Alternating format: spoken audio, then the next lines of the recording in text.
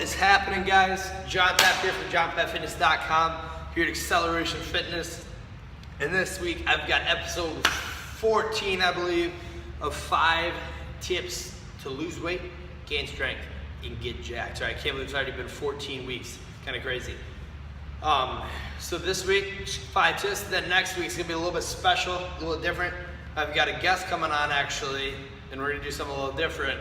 And he's gonna give you his 5 tips on losing weight, gaining strength, and getting jacked, right? Pretty cool story.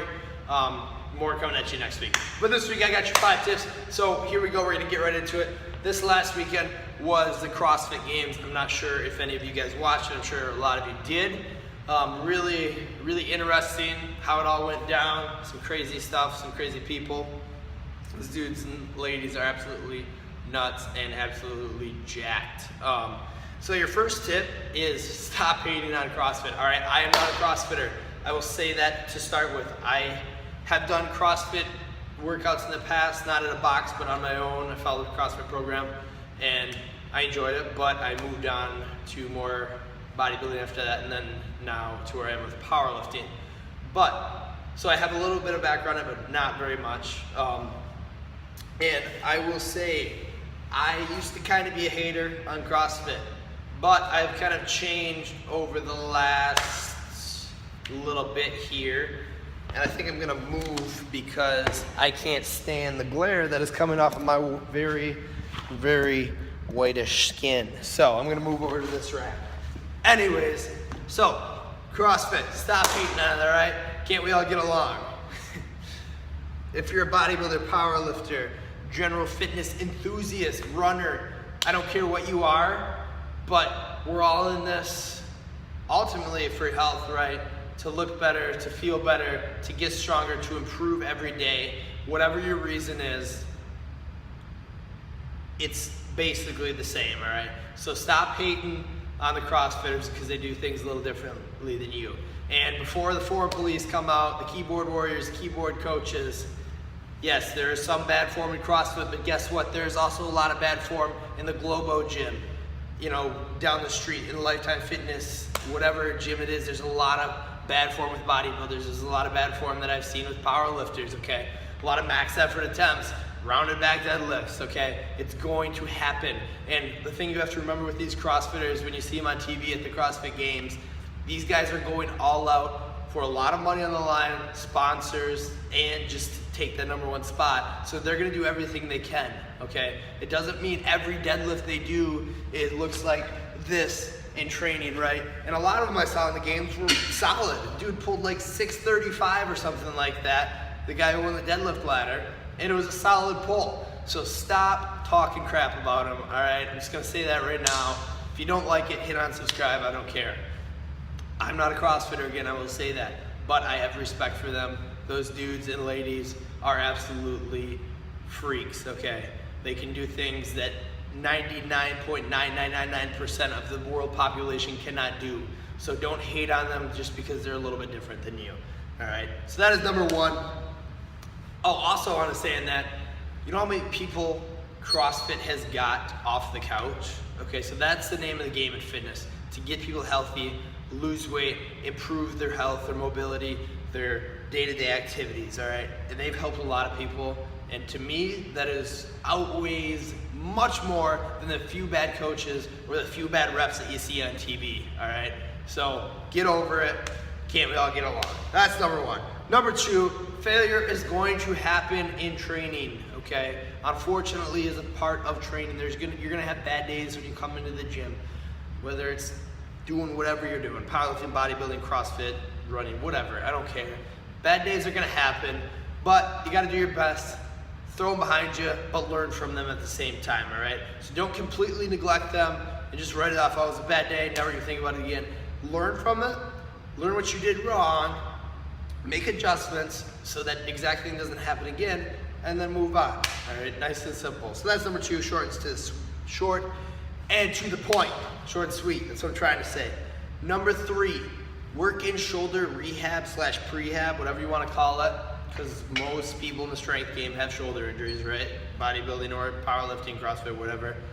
And a lot of just general fitness people have shoulder problems. So rehab/pre-rehab exercises in your warm-ups, whether that's, you know, very light dumbbell rotator cuff work, or, you know, one thing I've been doing a lot, shout out to Dr. Joel Seedman, I think that's how you say his last name, I'm not quite sure, but I've been looking at a lot of his stuff, and he's really big on bottoms up stuff. So bottoms up presses with a kettlebell, you turn it upside down, grab the handle, really challenges really everything in the shoulder, the grip, and whatever you happen to be doing with it. But so that is something I'm kind of working in to protect my shoulders from future injury and kind of rehab the shoulder injury that I do have that's kind of still lingering just under the surface a bit. So shout out to you, Dr. Joel. Go check out his stuff. Maybe I'll link it up if I can find the exact stuff that I'm talking about. So that is number 3. Number 4, it's actually gonna be a challenge, all right? So this is something I tried. Jimmy Schroeder kind of gave me the idea with goblet squats. It's called Death by Goblet Squat. But I turned it into a tire flip, so death by tire flip.